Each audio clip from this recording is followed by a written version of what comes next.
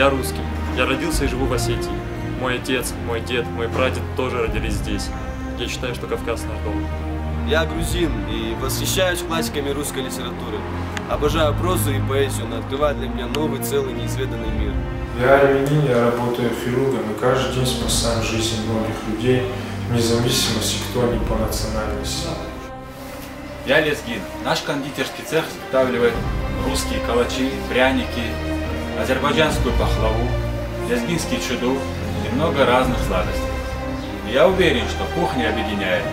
Мы осетины, мы болеем за футбольный клуб «Алания». Но когда играет сборная России, мы болеем за нее. Я еврей, я родился в Владикавказе. У меня очень много друзей по всей России, и все они разных национальностей. Я счастлив, что каждого из них могу назвать своим другом. Я болгарка. Я очень много путешествовала по нашей стране и убедилась, что нас окружает волшебная природа, удивительная культура и прекрасные люди. Я живу в самом красивом месте на земле.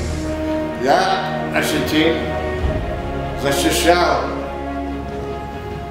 Россию, защищал Эстонию, Латвию, частично Литву, а затем принимал участие в разгроме японских самураев. Я горжусь тем, что я россиянин. Я россиянин. Я россиянин. Я россиянин. Я россиянин. Я россиянин. Я россиянка. Мы россияне!